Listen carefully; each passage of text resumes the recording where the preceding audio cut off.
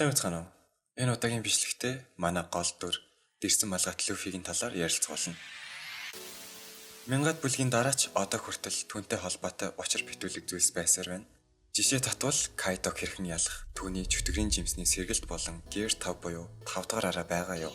Мөн Ди нэрний утга учир Рожерийн түүнээс хүлээж байгаа Дигийн хүсэл гэж яг юу болох? Мөн Даргон болон түүний ээжийн байр суурь, мөн Шарлигийн зөвөнсөн загсан хүний арлын сүрэл гэх мэтийг дурдж болно. Магадгүй эдгээр сэдвээр тусдаа бичлэг хийж болох бах. Одоо харин хамгийн ойр байгаа нь буюу манай улс дээр Кайдог ялахын тулд Люфи хэр сайжрах хэрэгтэй вэ гэдгийг сонгож ярилцъя. Ямар нэгэн хамсаатан хажуугаас нь туслах усан цэргүүдийг оролцуулахгүйгээр зөвхөн Люфи болон Кайдогийн хувьд.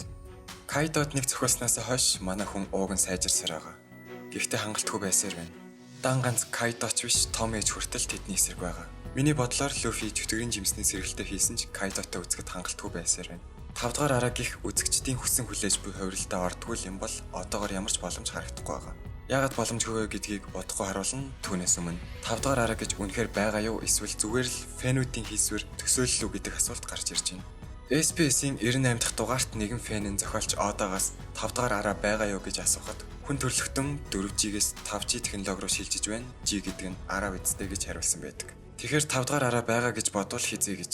Мөн чөтгөрийн жимсний сэргэлтийг 5 дахь араа гэж ойлгож болох уу? Хэрвээ бид 2 жилийн бэлтгэлийн дараах үеийг эргэн санавал зохиолч Одо ойролцоогоор 200-аад бүлгийн турш Люфиг хэр сайжирсныг харуулахын тулд түүний жинхэнэ хүчийг хадгалсаар ирсэн. Илүү сэтгэл хөдлөгөн байдлаар 4-р арааг Dressrosa дээр Дофиг ялахтаа үзүүлсэн. One Piece-ийн онцлог нь магадгүй Dragon Ball шиг ямар нэгэн логикгүйгээр огцом хүч нэмэлт гэж бараг л байхгүй лээ. 2-р арааг харцгаая. Эрзэн нь бие ашиглан цусны эргэлтэд хурцсгаж өөртөө хурд хүчний бүүст өгдөг давуу талтай ч үүнийгээ дагаад насанд богиносож байдаг сөрөг нөлөөтэй. Анх 2-р араага зөвхөн хүчтэй хүнтэй тулалдахдаа л хэрэгэлдэг байсан. Аокижид алуулангаа алдах үедээ хүчтэй болохгүй л бол багийнхнаа хамгаалж чадахгүй юм байна гэсэн бодлоос үүнийгээ зохиосон. Тэр үедээ маш том сөрөг нөлөөтэй байсан. Жишээ нь CPS-ийнхэнтэй үхлийн тулаан хийсний дараа хөдөлж чадгаа болох хүртлээ сул талтай байсан. Одоо харин манай хүн ямар нэгэн дарамтгүйгээр өөртөө чөлөөтэй бүүст өгдөг болсон байгаа. 3-р араа нь ясны бүтцээ ашиглан асар их хүчээр баруун шулуун өгдөг гэхэд хэлсдэггүй биз. 2-р арааны адилаар үүнийгээ хэрэглэсний дараа бие нь агшиж тулалдах чадвараа мөн л алддаг. Гэсэн ч 2 жилийн бэлтгэлийн дараа чөлөөтэй бүр 2 гараараа хэрэглээд байгаа. Энэ нь чөтгөрийн жимсээ төгс эзэмшиж сурахын хажуугаар бага багаар сайжирсаар түүний бие нь хангалттай даацтай болсоор байгаа гэсэн үг байна. Тэгвэл өнгөрсөн түүх туршлага дээр нь тулгуурлавал Boundman буюу 4-р арааны сул талыг байхгүй болгож байж 5-р арааны бараа харна гэсэн үг. Ингэж байж нэгийн эсрэг нэгээр Кайдотой ялах тухай одоо ярьж эхэлнэ. 2-р араа нь цусны эргэлтэд хурцсагдаг. 3-р араа нь эрзэнэн ясны бүтцээ ашигладаг. 4-р араа нь булчингаа томруулж өөртөө бүүст өгдөг. Нэг үгээр өөрийн физикал биеийг ашигладаг гэсэн үг. Кайдог хэрхэн ялах тухай ярихын тулд түүний одоогийн нөхцөл байдлыг хэлэхээс өөр аргагүй учраас спойл агуулсан гэдгийг сануулъя. Яг одоогийн нөхцөл байдалд Онигашима арал дээр суперновачууд буюу Ло, Кид, Киллер болон Зоро Люфи нар 2 Йонкогийн эсрэг тулалдаж байгаа. Хэдийгээр ирээдүйн жоохон хэсгийг харж сурсан Рю гэж нэрлэгдэх сайжруулсан хакигаар Кайдод гэмтэл учруулж чадхаар болсон ч Люфи 4-р араагаа хэрэглэсний дараа 10 минутын турш хаки ашиглаж чадахгүй, нэг үгээр маш том сул талтай хэвээрээ байсаар байгаа. Гэтэл Кайдо үүний дараа зон жимс хэрэглэгчдийн хамгийн аюултай төлөв буюу хагас эрлийн цовролтой орж чаддаг нь батлагдсан. Түүнд одоогоор мэдэгдээд байгаа Tankman болон Snakeman гэсэн 2 хувирал байсаар байгаа ч гол нь эдгээр нэг нэгээсээ илүүч биш, дутууч биш. Зүгээр л тулааны нөхцөл байдалтай тохируулан хүчээ дахин хуваарлаж байгаа гэж ойлгож болох юм. Өөрөөс нь хүчтэй, хит хол зөрүүтэй биш. Хүнтэй тулалдах үедээ аль чадгаараа давуу тал олж, сайжрах үедээ сайжирсаар Йонкогийн командлагчдыг ясаар ирсэн. Гэхдээ Йонко бол өөр төвчнийх. Үнэн дээр одоогийн Люфид Кайдог хизээч ялахааргүй асар том завсар байсаар байна. Магадгүй багийн тулаанаар яаж хийж байгаад Кайдог ялсан ч Люфи бол далайн дээрэмчний хаан болох ёстой хүн. Үүний тулд хүчтэй болох хэрэгтэй, Йонкотой ганцаараа үздэг болох хэрэгтэй. Тэгэхээр Люфигийн одоогийн нөхцөл байдал нь нэг иймэрхүү. Үүнээс харахад ямар нэгэн шин зүйл буюу 5 дахь араа байхгүй л бол Кайдог ялахгүй. Гэтэл 4 бүрэн эзэмшиж байж 5 руу орох шаардлагатай байгаа. Тэгвэл чөтгөрийн жимсний сэргэлт хийжвэл болох юм биш үү гэсэн бодол төрж магадгүй. Мэдээч энэ нь асар их давуу талтай Люфигийн хувьд бүрч онцгой байж мэднэ. Гэхдээ өмнөх сэргэлт хийсэн хүмүүсийг харвал бас тийм ч энгийн биш баг. Бусад Парамеша төрлийн жимсний сэргэлтийг эргэн санавал Дофигийн сэргэлт нь барилга бетон гэх амьгүй биетийг утас болгон хувиргаж байсан. Үүнтэй адил Катакурич гэсэн толин ертөнцийг Мочи болгон хувиргаж асар их хүчний нэмэгдэл боломж олгодог.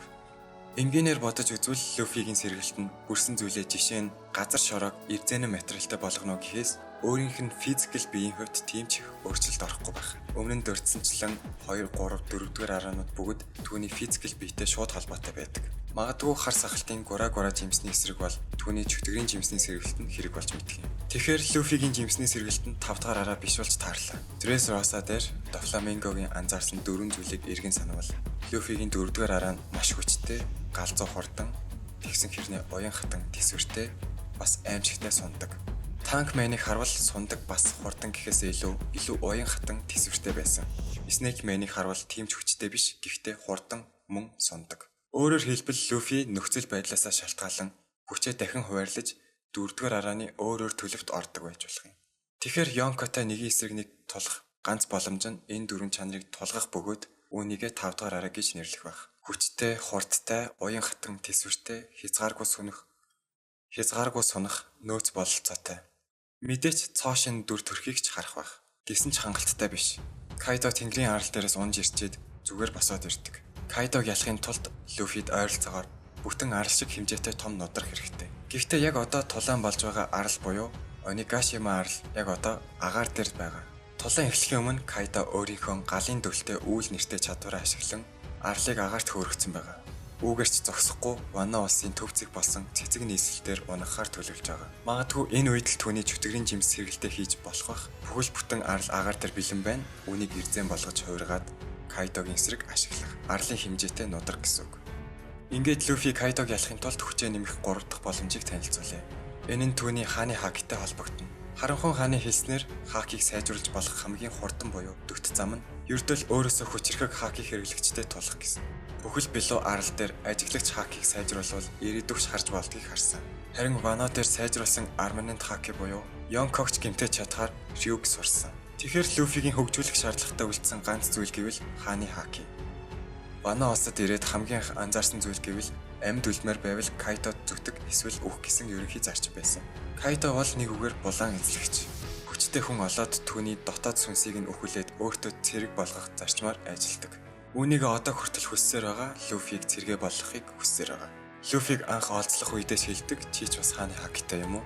Кид бацаанд хүртэл энэ хаки байсан гэж оролдог. Мөн бидэнд тийм ч их хааны хаки хэрэггүй гэж нэмжэлдэг лээ. Зүгээр нэг шоронд хийснээр Люфиг харамсалтай номхотож чадаагүй лээ. Миний бодлоор Люфи энэ удаа урд үрдийнхаас илүү том сорилттой нүр тулах байх. Kaidoгийн цацруулсан хааны хаки ч юм уу? Тэр үед нэг бол дотоод сүнс нь нэвтэрч цэрэг болно, эсвэл даван гарч хүчтэй болно. Тэгэхээр уламжлалт тусаар одоо хүртэл мэдэж авсан зүйлсээ ч их сацгаая. Люфи болон Kaidoгийн хооронд маш том завсар байсаар байгаа. Одоо байгаа сул талаа арилгаж дараагийн шатанд гарах хэрэгтэй байгаа. Чөтгөрийн жимсний сэргэлтээ хийж Onigashima арлыг аргалах хэрэгтэй байгаа. Эцэст нь Kaidoгийн сорилтыг давж улам хүчтэй болон хааны хакигаа сайжруулах ёстой. Гэхдээ эдгээр нь ердөө л таамаг. Магадгүй Люфи өөр ямар аргаар сайжирч болохыг комент хэсэгт бичиж хуваалцаарай. Ингээд энэ удаагийн бичлэг маань энэ хүрээд өндөрлж байна. Дараагийн бичлэгээр уулзлаа түр баяртай. Гэхдээ яг одоо тулаан болж байгаа арал буюу Onigashima чөтгөрийн жимсний сэргэлтээ хийж Onigashima арлыг аргалах хэрэгтэй байгаа.